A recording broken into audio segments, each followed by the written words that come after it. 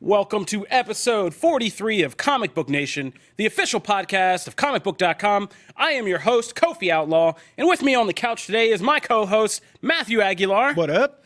And in one of our rare carryovers from the previous episode, we are bringing back one of our WWE champions, Mr. Connor Casey. I'm back. And we're bringing him back mostly for a little mea culpa because he and Matt teased in our last episode the upcoming WWE Stomping Grounds, and they weren't very enthusiastic about this whole tease, but it turned out Stomping Grounds was pretty good, pretty entertaining. So we're going to have you guys come back, eat some crow, and tell us why you were wrong and Stomping Grounds was so good. I'm just kidding. We're just going to break down all the matches and all the results, but we're going to do more than that today. We have a lot to get to. We have 2 new films to review, Child's Play and Annabelle Comes Home in a horror theme. We're going to be talking a little bit of Marvel because we're going to be talking about the Avengers Endgame Re-Release in theaters. And there are some films that are going to be coming up that kind of bring back some popular franchises that we're going to be discussing. So stay tuned for that. All right. You like how I just hooked that at the end? I just hooked it at the end. I tried to play. And if you were watching, you can see that I am sporting our Comic Book Nation official t-shirt. You know, we could say a lot of things about the perks of this company, but one thing we can never say is that we do not have really fly apparel. That's we a boss get really, t-shirt, man. Yeah, we get really good t-shirts. Like, yeah. That's my favorite shirt that we had. An elite team overseas was sewing this stuff. It wasn't just the usual. It wasn't the usual shift. We get the elite shift to make these clothes. So, I mean, not touching that one. Yeah, we're going to read some reviews. And if you guys, I mean, if you can see this shirt's pretty awesome, this Comic Book Nation shirt. So we're going to read some reviews and show you guys, give some people a chance to get For those one. of you who can't see it, but do see the album art for the podcast, just think of the Comic Book Nation logo on a very nice, either heather gray, dark heather gray, or a darker black shirt. And then you will see the shirt that Kofi's wearing. Is that the color? Is Heather gray? That one is the darker one. Yes, this is the darker one. We have a Yes, lighter it's one. very nice. Makes me think of a Frasier episode.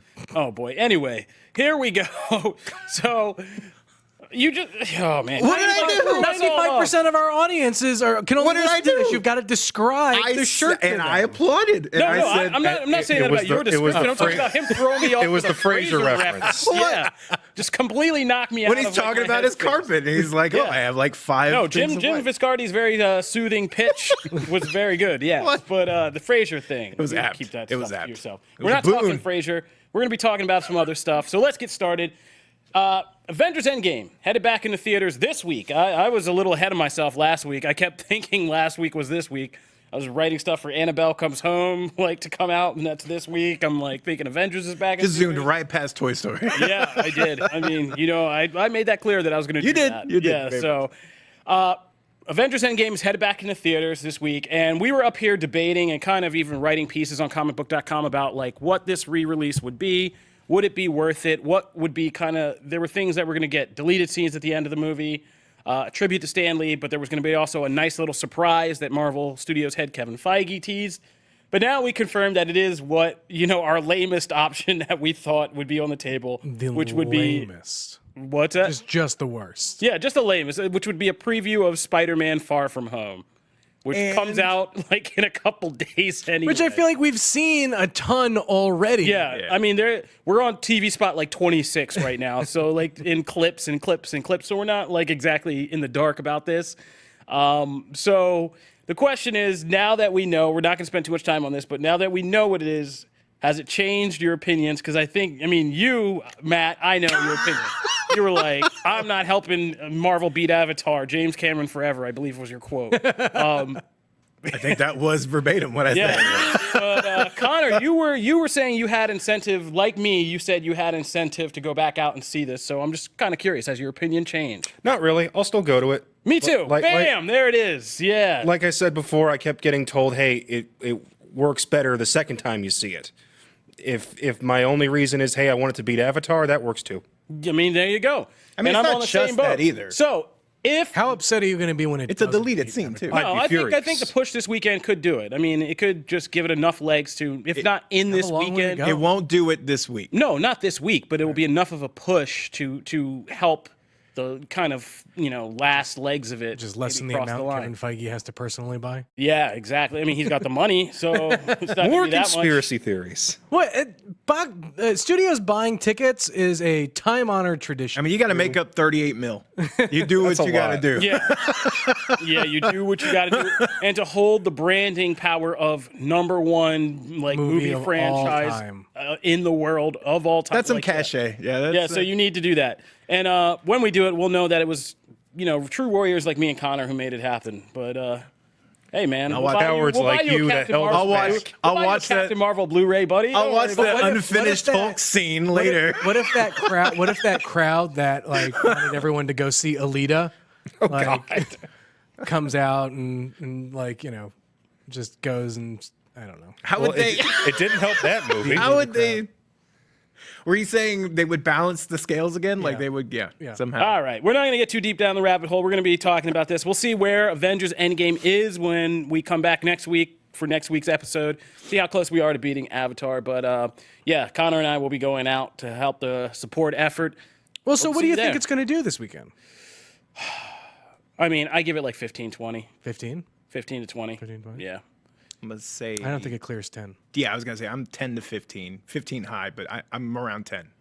I think it'll be an initial push this weekend, and then if we can get it in like 10 million or less range, then people will really kind of get hungry to go out and maybe push us over the line. But you're pulling us back. We're moving forward. We're going to move from Avengers on to, like I said, there are a couple big names in movie franchises that are trying to make a return. We've gotten reports this week. And we're going to start with the first one of them, one of the biggest ones of the 2000s, The Matrix. So we've been hearing about a Matrix 4 or a Matrix Reboot for so many years. But in the last couple years, we keep getting these little snippets that say from people who are working in or around the Wachowski brothers or people who worked around people who worked with them, kind of hinting that we're getting a new Matrix and that they are, I said Wachowski brothers, I'm sorry, the Wachowskis. I was gonna say now. they're not brothers anymore. Yeah, I know. Thank you about the update. I was still thinking in the 2000s. I'm sorry. Things have changed. But the Wachowskis You are can't sit there. working on a new Matrix, and that, now we're hearing details like writer Zach Penn could be handling the script, and that this will be kind of a reboot, and that Michael B. Jordan could star. Now, this still hasn't been confirmed by Warner Brothers or anybody, but the mentions have included people like John Wick director Chad Stahelski, who said it. And now, people have just kind of been talking, and people aren't denying it so much as they are. Zach Penn's not denying it, but he's just kind of not talking about it, which is sometimes, the best kind of acknowledgement that The non-answer? Yeah, the Yeah. non-answer is the answer. So we're waiting to hear this, but just to kind of kick this topic off, do you guys want to see the Matrix concept? And when Zach Penn did answer, he said, don't think of it as a sequel or a reboot. He said, watch things like the Animatrix and the comics that the Wachowski did about it and kind of put your head in that space, which is just another way of exploring that world. Because the Animatrix, which is one of my favorite animated short anthologies of all time, really great. I was blown away when I went home and put that in because I wasn't expecting much, and I was like, "It's just gonna be some cheap stuff, it's gonna be crap." And then from the first little vignette all the way through, it was just a really good exploration of the Matrix concept and that whole thing. And so I kind of more want to see something like that, something that isn't enslaved to the franchise that we have, but allows you to play in that world and explore different concepts and things you can do within that world. One of my favorite was the track runner from Animatrix, the guy who's running the track meet, and as he's pushing himself so hard physically, he begins to crack and see that he's in the Matrix and stuff like that. Things like that were Love the art super- design on that one. Yeah, that was super. I think that one was Aeon Flux kind of animation, if I remember correctly. But yeah, super interesting stuff that you can do with this concept. So I'd be down for something like that. Yeah, I mean, I'm down for that. I also don't mind, more things that like surround the 3 movies as far as like pieces of time or whatever. But we see what other characters were doing during that kind of overall thing. Like as much as the game part of it kind of sucked, I loved Enter the Matrix. I actually loved Enter the Matrix. I liked really the dug game, it. the fight mechanics, bullet time were awesome. I really liked it. I played that And whole the thing. cutscenes and how it tied Yeah. into the film, like it really made It was cool. Look, I'll be the first to admit, when the Matrix, like the second 2 came out, I was actually living down here in Nashville, where we may or may not record and be housed. And I gotta make it weird. Come Yeah, on, jeez. just to keep people unsure, you know, I gotta keep the mystery. But yeah, I was so deep into this world. Like I was so deep into it. Because I think I was in college when 2 came out, and I had just gotten out of college and moved down here when 3 hit. And yeah, the Enter the Matrix came out, and I wasn't doing much. I was like working at Green Hills movie theater and just going home and like so deep into my Matrix world playing Enter the Matrix. But I love that. My PlayStation, by the way, during that time was on its last legs. But I was trying to, because I'd already bought the game and then it started dying. So I tilted my PlayStation up vertically, leaning on a thing of books so that it would catch, the spinner would catch. And so that's how I played that whole game, just waiting. I was like, I need to save before my console dies. Man, yeah. Yeah, that was me. But like, yeah, so something like that, like, yeah, Enter the Matrix, good concept or something. So you would take like an interquel, something that kind of had to do with the other films, but like on a side story. Yeah, exactly. Like Because I mean, there's enough meat to that world to see. I mean, what do you think? I think it needs to get away from the stink of the sequels, especially the third one. Like you mentioned this not being necessarily a sequel or a reboot. My thought was make it a sequel that is essentially a reboot, because the whole gimmick that we learned in the second one is that the Matrix is just a repeat of this same cycle over and over, and Neo's like the 6th one, the 6th one, quote unquote, to do this. So why not have Michael B. Jordan be the 7th? Or be one of the earlier versions. That's the kind of thing I'm kind of worried about, being trapped back into that storyline. Because yeah, they didn't quite stick the landing of that whole like I'm Superman of fantasy world Right, but thing. how can you up the stakes with a side story essentially? If we already know that this simulation, we know what it is, we know how it ends, and we know the stakes that it's left with by the time the end of the third movie, it's gonna be kind of hard to get the stakes up again. That's a good point. Well, I to think compare to the last. the only 2 things that make the Matrix unique is, I think you have to remember that the real thrill of the first one that kind of made the second 2 or the 2 sequels really challenging was the first one. The real hook was watching all these people kind of learn how to manipulate the Matrix and kind of access these powers, and not just Neo, but like Trinity, Morpheus, all these people who could kind of manipulate the Matrix and do all these things. But in the sequels, it became so obsolete because Neo and the agents and everybody became so powerful that it was just like, yeah, Morpheus and Trinity having a fight just means they die. Yeah, Neo really didn't have a threat until the last battle with Smith. Exactly. And like in throughout 2, it's just like him flying around. It's just like his threat was, oh, I'm too far away to like get there in time and save everybody. He was just Superman. And so like the second part is Matrix in 2 and 3 especially kind of puts together the idea that like what Neo's doing isn't just him, but it's this like, you know, the whole fatalism thing that runs through it is all these little parts have to happen for everybody. Like the Enter the Matrix stuff has to happen, and Nairobi arrives just in the nick of time. And like that whole thing, like on the highway chase where she catches him on the hood of the car, like in the game, you have to figure out how challenging and how close that actually is.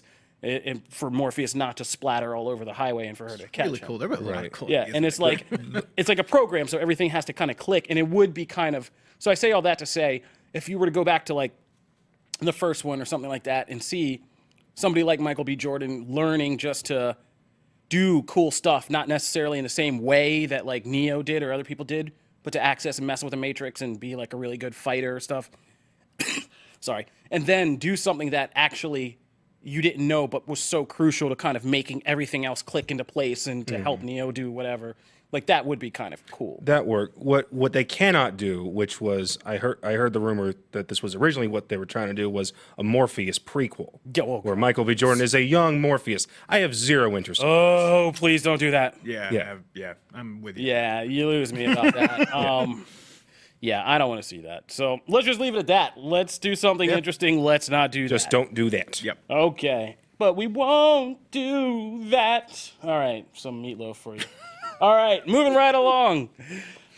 Taika Waititi, man who has been burning up the charts ever since he kind of broke out with Thor Ragnarok. He's been taking on, I mean, this man is not backing down for some challenges. Like, he is a glutton for punishment, or just, you know, the best kind of savant who has plan, like, you know, Phil Lord, Chris Miller type plans for things.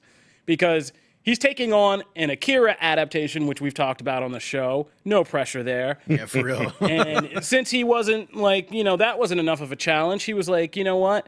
I'm going to get in there, and I'm going to handle and kind of shepherd this Flash Gordon animated movie. So, Flash Gordon is one of the biggest kind of iconic cult hit movies of all time. Getting an animated movie kind of being shepherded by Taika Waititi. I mean, I like this because it just boggles the mind as to what this guy could do with the Flash Gordon concept. Because you know it's not going to be like straight up. It's not going to be like straight up, literal, just Flash Gordon. Like, he's going to do something. Do we need an animated Flash Gordon take on Flash Gordon? No, Of course not, but we're gonna get absolutely one. not. That's the point, though. But like Taika Waititi, I feel like was like one of two people besides like Chris Miller and Phil Lord who could take that thing that you'd be like, nobody freaking needs this, and turn it into something. I would rather see Taika Waititi do something Flash Gordon like on his own, as opposed to just Do the taking Flash Gordon. I mean, I would just like him to do Just the do Flash something else. Gordon movie. I mean, just do the live action movie. the live action. I know, but like, just do that. I don't necessarily need to see an animated thing. I do think though, what'll probably happen is if this actually becomes like a real thing and it actually comes out, it'll probably be really entertaining. like he's gonna mess with the whole Flash Gordon yeah, it's gonna be fun. like concept. Like, no one's too attached to the Flash Gordon mythos. He can kind of do whatever he wants with this. I mean, I'm sure there are a couple out there. The vast majority of people are like like, 5 people. wait, that was the thing from the Queen song, right? Like, I think that song is more well known in this generation than the movie. Yeah, and Ted is Ted, why. I was gonna say, Flash Ted's the other Gordon one. is what Ted is why Flash Ted's the Gordon other lives one. on. Seth MacFarlane's love of Flash Gordon. True. But I hope that Taika like brings Sam J. Jones in to like voice. Oh, Flash yeah. Gordon again. No, he's Like, that would gotta be- do that. Yeah, you got to do that, and has him just saying, because that's my favorite thing about the Ted movies is not just that they bring Sam J. Jones in, but they bring him in and have him do like this just like absurd caricature of himself. It's just like to me. like a coked out like, you know, Hollywood cult hit star. That's what we really need, another Ted. Yeah, I mean, 2 was just okay. Oh, but I want a Ted 3. yeah. So I mean, I like again, like I trust Taika to do something really funny and crazy. Maybe even just kind of lampooning these whole like 80s cult hit movies with their crazy effects and stuff like that and their absurdness. That'd be really fun. I mean, like look what he did with What We Do in the Shadows for like vampire movies. True. Like the man knows how to, and even Thor, he kind of turned Thor on its head and like completely transformed that into a comedy that's also a pretty deep story about immigration. Like It'll also greatly depend though on the animation style. Oh yeah. Oh yeah. That's gonna honestly be the big thing that is going. Can I sit through an hour and 45 minutes of that looking like that? Like animated movies live and die on that. I feel like even if they're great stories and characters, sometimes animation just And I kind of want to tap him on the shoulder and be like, maybe you should just flip concepts. Like maybe you should do an Akira animated movie and like a live action. I feel like that makes that challenge even harder. It's Akira? like, yeah, it's like, hey, everyone loves the anime. Try it again. Well, that's I mean, yeah, that one though, that property, I feel like it doesn't matter what type of movie you make that. Like there's pressure. Doesn't matter. All right, so I think Here's it's the gonna thing. be. Can Taika burn all of his goodwill if both of those movies bomb? I don't know. Flash Gordon, I don't think it'll affect it No. Then whatsoever. Then he's 2 Because for none of 4. them are mainstream enough. I think, like, if Thor 4 sucked, like, yeah, that's a different story. But, I mean, you know, I think if you were to burn both of these, there's still that fourth Thor 4. Pull you out of director jail. I think Akira is a blemish though. If like it's Oh, I mean, it's like that one. If it's like hit. It's if gonna it's be- like culturally offensive, then yes. But if Right. it's just a passing movie, Then, yeah. I think people might just forget. and I think the impact will be limited to a very niche audience who will be angry about it. Yeah, people are still talking about Ghost in the Shell. Are they? Are they though? People still talk about. I keep forgetting that movie friggin- happened. I Avatar, don't think, right? I don't Last think the Airbender? major mainstream movie guardians even recognizes that Ghost in the Shell happened. So, like, yeah, I don't know about that. But all right, moving on to our third film, or that could be making a comeback. Danny Boyle recently revealed, Danny Boyle, who has directed things like 127 Hours, almost directed James Bond 25 till that all went to down the crapper. He has revealed, but like one of the things that really put Danny Boyle on the map, besides things like Trainspotting, was his kind of breakout late 90s, early 2000s. I forget exactly which year it came out. Film 28 Days Later. And he has revealed that he and Alex Garland actually have the idea for a 28 Days Later 3. Because if you remember, it was 28 Days Later, and then the next film was 28 Weeks Later, which had Hawkeye himself, Jeremy Renner. 2002 is when that first one came out. 2002, yeah. I knew it was right around there because I was in college when that came out. And that movie, oof, like, yeah, we all think we live through like the zombie resurgence now, but like, man, 28 Days Later, such a freaky movie. Like, so, I don't think zombies have ever been scarier than in that franchise. Because if you don't remember your zombie history, these were the fast-running zombies. This was the first of the fast zombies. Yeah. But you're always creepier to me than. Oh man, yeah. And Easy. And this, like the rage, like the thing they just call it rage, and it's just like, yeah. I mean, it's great because nobody has to bite you. It's like you get splattered with some blood, and it's like a real infectious disease almost. Like Danny Boyle imagined this as like a real mass outbreak. Like, yeah, if you get some blood in your eye, like poor, what's his name, Brendan Gleeson gets in his eye in the first film.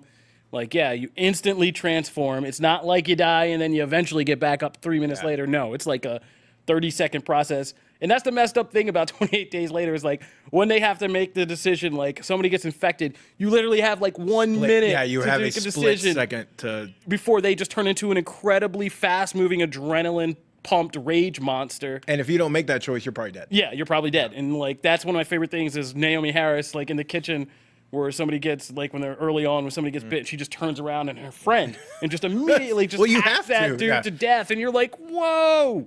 But 28 Weeks Later wasn't as strong, but really freaky. But like, yeah, the end of that movie suggested that it isn't contained because the little boy, that whole movie is freaky because they're trying to get out of London before he gets cleansed and firebombed.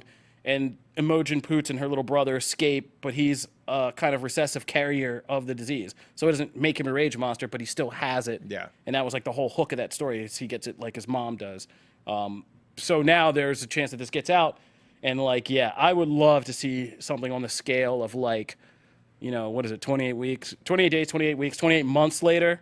28 years. 28, oh, man, yeah, 28 years later. I'm fighting you for that copyright. And said it at the same something like World War Z should have been, right? But like with just like crazy rage monsters everywhere or But without dying out. building the giant hill out of each other. Yeah. God, the anthill. This is something, I mean, just to be clear, like this is just an idea and they're just putting it out in press right now. Nobody's really, like this isn't in development, this isn't greenlit, but we're reporting on it because we want it to happen. Like I want this next movie. Like screw this zombie like era. I want the real stuff But that's back. the thing. I guess that's the most interesting thing to me is that I feel like not too long ago we were talking like not necessarily us three, but like like society and like the genre of fans overall. We're talking like we're kind of done. Like we're over the zombie apocalypse. We're over dystopian futures. We're over like that because we had so much of it. I mean, from The Walking Dead and all these other spinoffs and all these other, wannabes that kind of came out around that same time. So there's a part of me that's like, I'm surprised by just how much people are like, yeah, let's get another one. I kind of thought everyone was ready for a break. The thing about it is you have to come to the zombie subgenre with a different take. And this series had one of those, which is why I got so much excitement in the first place and why a third installment could do the same thing. No. Yeah, and I think Danny Boyle is good at mixing genre and art. 28 Days Later was also so good because it was so low budget looking, shot on like a handheld a lot. But the scenes of just London being empty and cleared out, The subway scene, stuff, the which subway, is pitch black. yeah, like all of that stuff was so well shot and so well done. And it didn't carry over necessarily to the sequel. But if he were to come back and do this again with Alex Garland, that'd be a real powerhouse team up. So, And I think the story they tell would be like modern and relevant. And there's a lot to tell. I mean, just with like the amount of conflicts, refugee, humanitarian crises going on all over the world. No real world parallels at all. Yeah, no, like there's some good ways to make this a really great film. So I'm campaigning, and I hope this happens. All right, so that's our trying to influence the industry 5 minutes there. Stay tuned, because when we return, we are going to be reviewing new horror releases Child's Play and Annabelle Comes Home, and Matt and Connor are going to take us through the results of WWE Stomping Grounds and I guess a little bit of what's happened on Raw since then. All right, so be sure to stay tuned for that. Okay, so here's where we're going to try to make up some time, because I'm going to give you guys some quick spoiler-free reviews. I saw both Child's Play and Annabelle Comes Home and did the reviews that are now up on Comicbook.com, where you can read both of them in our horror section. But basically, I gave Child's Play a 2 and Annabelle Comes Home a 2.5. And for some longtime fans of the franchise, for Annabelle, I would say 3. Here's kind of my breakdown, because they're kind of similar. My breakdown for both films is kind of similar. And it's this. Like, both Child's Play and Annabelle are 2 horror movies that start off and build up in the first 2 acts actually surprisingly well. Better than I thought. For Child's Play, what you get is this kind of interesting new take on Chucky that creates a kind of almost like Ex Machina story, where Chucky is this smart doll that's basically had all the normal restrictions removed. And so he's not inherently evil. He's just has the potential to learn without any kind of safeguards as an artificial intelligence. And because of what this kid's life is and the circumstances he's in and what he enjoys and just normal, our normal psychopathic human behavior every day, like watching horror movies and stuff, of people getting hacked up and laughing about it, like smart toy begins to learn all these messed up behaviors from the humans around him, which is an interesting take on Chucky. Where it falls apart is in the end, where Chucky goes full Chucky and becomes evil, because that only really worked in the original because Brad Dourif played such a really good kind of sadistic, maniacal serial killer hiding in a doll's body, and when he finally has to expose himself, like, it's freaky because, there's a serial killer with a serial killer's personality doing this, and it all makes sense. By the time Chucky is deciding to cut off heads and just wholesale murder people, that film, Child's Play really jumps the shark, because it doesn't feel organic or like an organic development of the character. Yeah. Like a conflicted doll, kind of doing this stuff because it's learning like the wrong behaviors is one thing. Yeah, but when it's a mall in the final set piece and he's trying to kill everybody in the mall just to do evil, then it falls apart. And Mark Hamill does a great job as a creepy Chucky. Like a Chuck in the doll, like making the doll smile and like being for your face at weird times. And Hamill's great about kind of creating this voice that sounds almost like disembodied from like whatever person it's supposed to be in. And it just sounds so offbeat and weird when it talks to you. And so like Chucky creeps you out. But when he's just going full murders Chucky, it's just like a Joker kind of, almost like a Joker rehash, and it's just over the top. And like the whole end scene, like I started literally like falling asleep when I was watching the movie, because it was just like mindless carnage. There's just, it just kind of falls apart. Annabelle Comes Home is similar in that vein, in that it begins, there's actually really well drawn, one of the best teen characters in horror movies I've seen in a long time. There's actual motivations for like why they're home alone, these teens, why one of them goes in the room and does the dumb thing of getting Annabelle out of the case. They create an actual strong emotional narrative around all this and around the Warren's daughter, making her kind of pushing her in the spotlight of the franchise. And all of that is good. There's even a funny guy who's like in love with the babysitter. And he's a funny, hilarious kind of comedic character, newcomer actor who shows up. His name is Bob Got Balls, and I'll let you figure out why in the movie. It's not gross. I promise. It's not as gross as you think. How is it not? Because it's a running gag. Thank you. It's a running gag of the movie. It's a running gag of the movie about why this kid is like referred to as Bob Got Balls. And when you figure it out, it's actually pretty funny. Okay, Sure.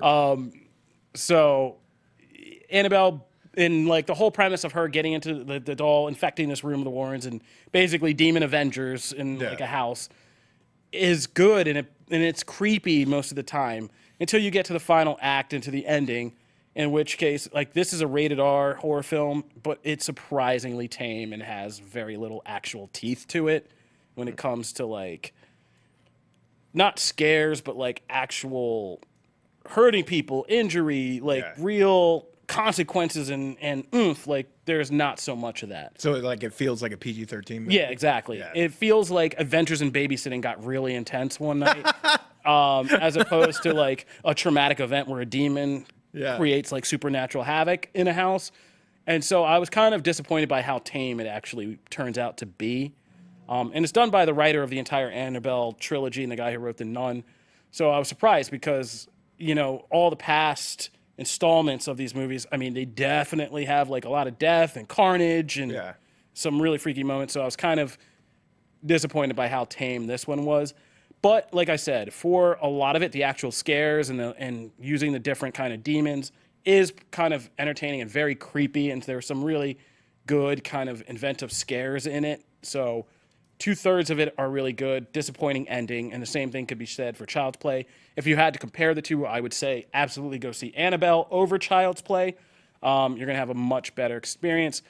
But yeah, that's it for me. It's almost like they should have swapped endings. So, do neither rank particularly high in their respective franchises? I would say that Annabelle Comes Home is in the middle of the Annabelle trilogy. It's better than the first one, which was just like this really muddled and kind of slow-moving mess. But it's nowhere near as good as the sequel, Annabelle Creation, which is like one of the freakiest and well-done horror movies I've seen in the last few years. Child's Play, I would say...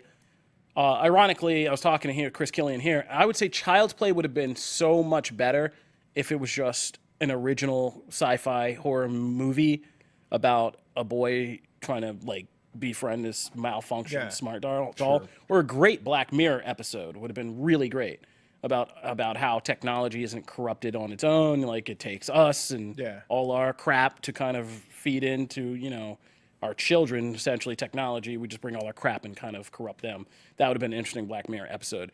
The weakest thing about it is trying to attach the Child's Play name to it and making people expect this legacy of Chucky and this. Because if they hadn't killed anybody, people would be like, no, like he's gotta kill something. I mean, he's gotta kill somebody, right? Yeah, I mean, and it is. That's not even it. Like he definitely kills somebody. Yeah. But the reasoning for why he starts to kill somebody makes sense. It has to do with, like, you know, Andy and, like, bad things that are happening in his life and arguably abusive things. That Chucky's solution to this is, he like hears the kid, you know, crying and lamenting, and it's, something's hurting Andy, and the best way to solve that is to remove this thing that's hurting him. It gets when he just decides. It's when he has a falling out with Andy and then goes full berserk. Yeah. That it really stops. You don't just see the making jump. sense. Yeah, you don't see that. Okay, that makes sense. So that's what I would say. Interesting. It'd have been more interesting like that. So that's my take. That's a lot of talking for me. So now I can throw it over to you guys to close the show and tell us what went down at WWE Stomping Grounds. Did you like it? Were you pleasantly surprised? What was your favorite matches, and what has developed in the time since on Raw? So, Kofi, you mentioned that we have to somewhat eat crow, and you're right. Neither mostly jokes. Neither of us really had expectations going to this show, but for the most part, it turned out to be really good. Yeah, it was fun. And it kind of served as a microcosm of what's going on in WWE right now. Is you've got probably the best roster this company has ever seen in terms of just pure talent. Absolutely. But the storylines kind of suck. They kind of lack any real depth, and they don't really tend to go anywhere. So when you had these matches that had no real build to them and just said, hey, you've got 12 to 15 minutes, go crazy.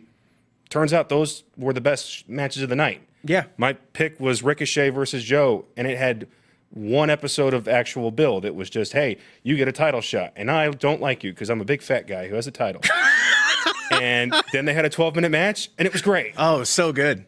I mean, look, I'll watch Ricochet in pretty much any match, and he's gonna be great. But I love Joe as well. Like seeing them finally get a nice spot, a nice push in a pay-per-view was amazing. I mean, the same thing. You could say the same thing about my side. So I love that match, but I will say Heavy Machinery and Daniel Bryan and Rowan. That match was phenomenal. Which had zero momentum. Yes, nothing. And in fact, I'm amazed. People booed Otis. Because they were in Washington, and that's Daniel Bryan's home I country. know, but man, how do you boo Otis? Otis is amazing. Otis is an I awesome would never wrestler. boo Otis. He has no For the neck. record. He has no neck, and he like dances, and he's this just massive powerhouse. And Stakes and weights. He's awesome. Oh, it's so great. He's like my spirit animal. Anyway, continue. Gonna get you Guy a shirt with that no says. neck is your spirit I'm animal. gonna get you a shirt that says bulking season. So anyway, yes. So it was. I those matches turned out to be. I mean, all the TV time over the last few weeks has gone to like Baron Corbin, and it's gone to and those matches lacked. And the thing was, when the show started to fall off, was right at the end when suddenly it became all about the story. You have Lacey Evans as the special guest referee, and she and Baron are doing everything in their power to try and get the title away from Seth, and it just ends up with Seth's got Becky in his corner because they're dating in real life. So, Which I let's know have that you be the don't. ending. I know you don't love that. I don't care for it because it kind of makes Becky just be Seth's boyfriend, or the other way around, just Seth just be Becky's. No, sorry, I have the genders mixed up here. Oh, I thought that was intentional. I thought you were throwing shade. No, that was Yeah, unintentional. yeah, I know what you're saying. Though. Yeah. I understand. How's it feel with the Chowskis moment, with a little Wachowski moment? Hey, they He's were been waiting. I know. He was waiting. But no, I understand what you're saying. It doesn't bother me. I guess it never really bothers me though when like they'll use couples in storylines. I mean, we've seen Nikki and John. We've seen And how well Miz did and that go? Maurice. But we saw Randy and Elizabeth. Like it's been a hallmark of WWF and WWE. Like they always do that. On that. That one has a great history behind it. I'm saying, but they always do that. Like it's one of the things that they feature, and it doesn't bother me. It's not necessarily negative. My problem with that last match was that it dragged on for so freaking long. Absolutely buried Corbin in terms of having any credibility. And what do they? But any that he had at all is suddenly gone. And what did they do the next night and made me groan so loudly? Was, hey, I bet you guys can't beat us in a mixed tag match. It's like, I wonder what's going to happen in 3 weeks when we have this match. The bad guys lost. Gee, who could have seen that? What will happen is that Matt will be happy that night. Because Seth and Becky will win. It's just, I wanted them to move on to something more interesting, and their answer keeps being, no, we're going to stay with the least interesting thing possible. I agree. No, and I don't know why that is. I don't know if that's maybe they don't have... They got like 80 writers. WWE. I don't know if maybe they don't have something set up yet for Seth's next program. I have no idea what they're waiting on because this is not entertaining. I'm only mildly entertained by this, by the way, and this is probably for a lot of fans, more mainstream fans probably. I'm more entertained by the fact that Seth and that whole couple angle is the most entertaining part of this feud. It has nothing to do with seeing. I don't care about Seth versus Corbin. I didn't care about that before. I'm mildly entertained that Becky and Seth are doing this one-off thing and featuring their stuff on WWE. That is the most entertaining part of this feud. Now, speaking of Seth, how did you feel about his Twitter tirade? More of a crusade this weekend. I love it. Hey, we're the best pro wrestling in the world, and I'll fight anybody who says it. I love feisty Seth. Seth's been feisty on Twitter. He's been a little spicy. I liked it. Yeah. Until he started calling out guys who stepped up and said, I could take it. Because then it's like, it's punching down. But they didn't say they would take him. No, because he goes, nobody can do what I do. Yeah. And I dare anybody alive to step up. And Will Ospreay from New Japan, regarded as one of the best in-ring guys in the world today, steps up and says, hey, I'm right here. And he goes after him and says, oh, we've got Ricochet, and I make more money than you. And it's like, okay, the Ricochet line was good. You're acting like you didn't come from the independent scene. You were raised in Ring of Honor. True, but don't act like suddenly that you're on the WWE side and you've planted the flag. But I think that none of the other stuff matters. Here's the thing. I'm saying this like I'm not Dr. Phil. I can't see inside Seth Rollins' mind. So I'm saying this as a true outsider. I have no idea what he's thinking. However, what it feels like is that it has been very popular to punch WWE. It's been very much a punching bag over the last few months to a last year. It's been frequent on social media to see all the negatives, to see it as this thing of like, especially with AEW moving into this thing. They're not true competition yet, but people look at that and they're very apt to not just praise AEW, they're very apt to say WWE sucks, AEW is great, and here's why. as a person who's traveling, right? However many days a year he travels, working his butt off in the ring. 300 days a year, 500 I'm events. saying that would get annoying to me. I get annoyed by comments and stuff on Twitter, and I have a 0.3% of what he has to deal with on a day-to-day basis. I could see that getting on his nerves. I like that he's being a little edgy, just throwing it out there. It's okay. As we've seen from other wrestlers, superstars do this all the time. They'll blow off some steam, then it'll be fine. But I like it. For me, it's fine to beat your chest. It's fine to believe that you are the best. You should believe you're the best, no matter what position you're in. Otherwise, why get out of bed in the morning? Yeah. Why strive to be any better? Man. But I agree. Damn it, Kofi. here's the thing. When you start punching down, you start to look foolish. And that's where I feel like he tripped up. Okay. I mean, the Ricochet line. And in the end, it was just to get attention. And he got that. Congratulations. We're talking about it right now. Absolutely. And we weren't talking about Seth's promos before this. So just saying, that's great. Like, And now, speaking of other stuff we could be talking about, we got Fyter Fest this weekend because you mentioned AEW. I did. And I just happened to be going to Fyter Fest. Look at that. He's going to I'm all AEW. excited for it. Now, I had you take a look at the card before we came on here. What did you think about this card, and what match are you looking the most forward to? Well, I wrote it down, and then I Wrote it down. Then dropped my card. He's a professional, you see. Actually, got official note cards. I do. I actually like the Elite versus the Lucha Brothers. I Okay. think that's going to be. The 6-man tag match. Yeah, I think that's going to be a fun. I mean, I would have gone. I think my first pick was my pick? Was your pick? Okay. Because that's, to me, that's the one that grabs me the most. But I think this one, just because of who it involves, it will be an entertaining match. It will be one of those matches that maybe doesn't like set the world on fire, but you'll be like, that was awesome. That's a 4-star or 5-star match, whatever your rating scale is. Sure thing. For people that don't know, this show is taking place in Daytona Beach at the Ocean Center. It's free. It's not like the Double or Nothing pay-per-view from a few weeks ago. Where awesome. It costs $50. You just go on to BR Live, and it's absolutely free to watch. But the main draw of the show is a guy named Dean Ambrose. Changed his name back to John Moxley and is making his debut on the show. And he's going up against a guy that I would compare to a young Mick Foley. Ooh. In that this is a guy that is not afraid to absolutely sacrifice his body in the most obscene stunts possible. This is the guy that had a cigarette stapled to his forehead. Oh, God. During the Battle Royale in the first pay-per-view. As soon as I saw these two guys in the same room, I said, oh, these two are going to kill each other. And they're not wasting any time getting to this match. They're going right into it. And there's going to be a ton of eyes on this show for that match alone.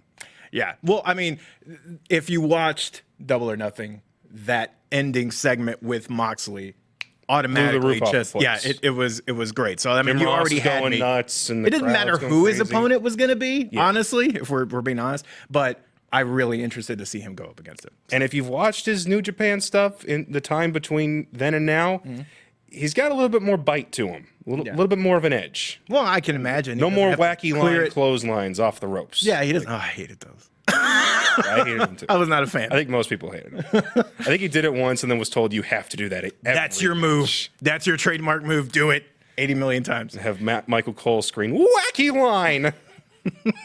So that's Fyter Fest. That is Fyter Fest. When does I'm that happen? excited. That is Saturday night, streaming live on the BR Network, and we will be covering it live over at Comicbook.com's WWE page. Booyah. That is WWE as a whole, wrapped up in a bow just for you. Oh, nice. Yeah.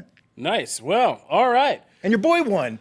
Yeah, Kofi. Still the champ. Still the champ. I saw that. That's what I said. You know, getting out of the bed in the morning, you just got to remember you're the champ. To quote the great film, Secret Life of Pet 2, when you're awesome and you just describe things, it sounds like bragging. Panda. Panda. right. Panda. And that's where we're going to end this episode. I'm With that so lost. enigmatic barking from Matt, we're going to end this episode. Kevin Hart. Snowball. But before we get out of here, you guys have been doing the work of leaving us some great reviews of the show as we do our pitch. You can find new episodes of Comic Book Nation every Wednesday and Friday on Comicbook.com, where you can find an RSS feed to subscribe to you can not miss any of our episodes, or you can subscribe on your favorite listening platform, iTunes, iHeartRadio, Spotify, Stitcher, Google Podcasts, Google Play, or you can tell any Amazon Alexa device to play Comic Book Nation podcast, and it will fire right up for you. If you leave us a positive review on any of these platforms, a positive 5-star review, we will read them on the air sporadically and send you guys some comic book swag, which now includes the official Comic Book Nation t-shirt. So, in honor of that t-shirt, we are going to dip back in and read some of you guys' latest reviews and send these people some nice swag. So, if you hear your review read, be sure to hit us up on social media at the hashtag Comic Book Nation. We need to know your shirt size and your address. Don't put that out in public. Just hit us up and we'll tell you how to email us. There you go. And we'll get you some good Comic Book Nation t-shirts. So let's jump into this one. And let's see. I'm trying to say like where we stopped last time. I always mess it up and do repeats. You only did that once. No, yeah, it's true. That was only because that was one I read. It was just funny. We'll start at this. We got a 3-star review from some hater. I forget his name. We read that one already. Yeah, I know. We're not going to. I'm saying, Jim, thank you. We're going to start at this point as the last place we stopped because we already said that hater. We're not going to give him more shine. So, Comic Book Nation Rise by McGregor. After subscribing to CB.com on Facebook for some time, I finally saw an ad for the podcast. I immediately fell in love with the dynamic and variety the show offers. Kofi does an excellent job at wrangling the show along with honest and funny input, while BD keeps it realer than Dave Chappelle with great rants and raves. The rotating guest hosts are always funny and pleasant, always offer quality to every show. The best part is when the group goes on off on a tangent and the great debate ensues. Matt, that's you. What? With Why everybody is that defending me? their views on the subject at hand. I can listen to their sibling-esque squabbles for hours if Kofi would allow it. Great chemistry between everyone on the show, and the variety of topics keep the show fresh. The special edition surprise episodes are also welcome additions. Only complaint I have is that the show isn't daily. This has definitely become my favorite new podcast and will recommend anyone who loves geek culture and life culture for that matter, listen to this show, all caps, and to white thumbs up. That's Boom. nice. That is a thorough, awesome review by McGregor. If we had an Thank applause you. button, that would get applause. Yeah, if we had an applause button, that would get an applause. That is a great review, and you deserve a t-shirt. Here's the next one. Your one stop for the stuff that matters by the Jones 1234, the only place to go for everything you need to know about geek culture. From Marvel to Game of Thrones to Walking Dead to Disney. That's you again, Matt. The guys have it covered. Sometimes they'll throw in some anime and wrestling. Connor! Dang right. Which I'm not well versed in, but listening to all their conversation makes me feel like I'm ready to discuss all of the big topics of the week. Love the podcast. Must Listen by Mike James. Mike James. Mark James. I got into podcasts recently, and this is the first one I found, but also the one I look forward to the most now that I have a list of a few I keep up on. Listening to it is like listening to a conversation you might have with your friends on all things comic related. I used to spend a lot of time each day reading the latest comic related news, but now I can just listen to this podcast while I'm driving to work and save my reading time for something else. Hey, we are here to help. Finally, a good podcast by Sam Hean 2099. Ooh, that's a deep cut. Awesome stuff, guys. Love all the content you cover. Keep them podcasts coming. Next one, and this one I really appreciate. Link's Awakening is the OG Game Boy game by Apps Rule 311. Love you guys. Keep up the good work. See, that is constructive criticism. Yes, we totally mistaked Link's Awakening a couple episodes ago. We're discussing it, thinking it was the second NES game. That's I forget. Oh man, I had Adventures that of name. Link. Adventures of Link. Thank you. And we confused it with the awesome Game Boy game. But this is why we have great fans. Constructive criticism. That man deserves a T-shirt. And the last one I will end on today, because we will have some more thorough and informative. I really enjoy this comic book pop culture podcast. Oh, by Little Parmigiano. I love that name. I really enjoy this comic book pop culture podcast due to its wide range of topics when it comes to nerd culture. Everything from films, universes, comic books, video games, and more. The core group works well together, even when bickering. Matt, there's you again. And make each episode fun So and much entertaining, and the guests add to that each week as well. I always end up discovering new comics and content from your episodes. Thank you. No, thank you all for your kind reviews. We really do love you guys for that. It really, I mean, you know, it really does make us feel good and to get this feedback. So we appreciate what you do, and to show that, please, again, hit us up. Hashtag Comic Book Nation. We'll give you an email address, which I promise I won't air over the air again. But we'll send you guys some comic book swag once we get your shirt size and your address. So hit us up, and if you guys are a fan and you haven't yet left a review, please do, because we are going to go through these more often now. So that'll do it for us here at Comic Book Nation. We'll see you guys later on in the week. Deuces. Deuces. Later.